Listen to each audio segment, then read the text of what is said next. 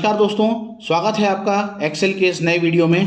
दोस्तों, आपने एक्सेल में इस तरह से टोटल तो निकाला ही होगा, लेकिन क्या कभी सोचा है कि ये टोटल इस प्रकार कैसे आ जाता है?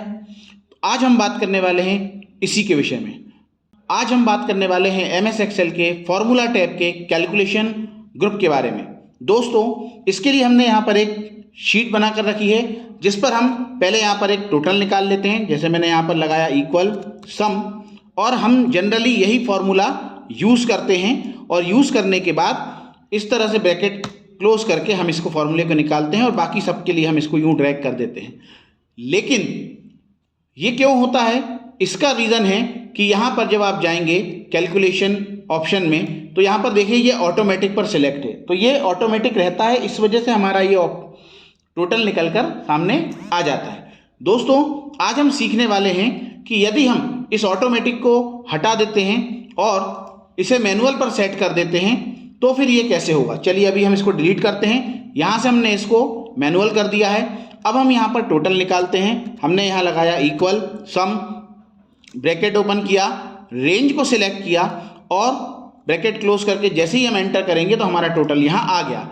अब हम इसे जैसे ही नीचे ड्रैग करते हैं तो ड्रैग करने पर आप देखेंगे कि ये टोटल जो है वो सेम आ रहा है सभी का। ये क्यों हुआ? क्योंकि यहाँ से हमने इस ऑटोमेटिक ऑप्शन को मैनुअल पर सेट कर दिया है। दोस्तों, अब यहाँ पर एक और चीज़ होती है कि यहाँ आपको दो ऑप्शन मिलते हैं, एक कैलकुलेट नाउ, दूसरा कैलकुलेट शीट का।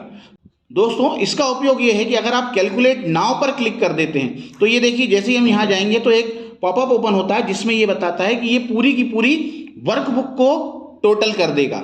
लेकिन अगर आपको सिर्फ और सिर्फ इतने ही का ही टोटल निकालना है या पर्टिकुलर एक ही शीट पर टोटल निकालना है तो आप कैलकुलेट शीट पर जैसे ही क्लिक करेंगे तो देखिए यहाँ पर ऑटोमेटिक टोटल निकल कर आ गया।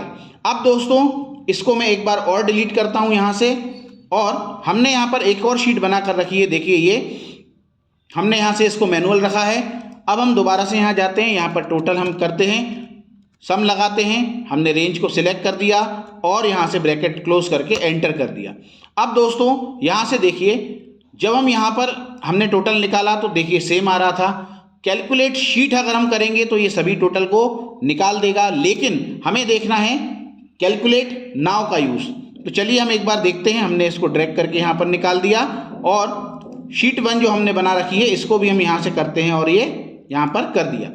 दोस्तों, कैलकुलेट शीट का हमने उपयोग देखा कि एक ही जगह पर या एक ही शीट पर टोटल निकालने के लिए, लेकिन कैलकुलेट नाउ पर यदि हम क्लिक करते हैं तो ये ओवरऑल वर्कबुक में जितनी भी शीट होंगी सभी पर टोटल निकाल देगा। तो चलिए हम कैलकुलेट नाउ करते हैं, देखते हैं होता है या नहीं।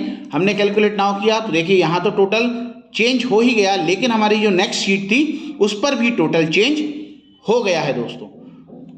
दोस्तों, कैलकुलेशन ग्रुप अपने आप में एक बहुत ही उपयोगी ऑप्शन है। अगर इसका उपयोग हम करते हैं तो हमारे लिए बहुत उपयोगी होगा। ये इन्फॉर्मेशन आपको कैसी लगी कमेंट कर कर ज़रूर बताइएगा। अगर आपको हमारे द्वारा बनाए गए वीडियो पसंद आ रहे हैं तो वीडियो को लाइक कीजिए, शेयर कीजिए, और हाँ, चैनल को सब्सक्राइब ज़रूर कर लीजिएगा। और अगर आप चैनल पर नए हैं तो चैनल को सब्सक्राइब करके बेल आइकन ज़रूर दबा दीजिएगा। तो मिलते हैं अगले वीडियो में, तब तक के लिए नमस्कार।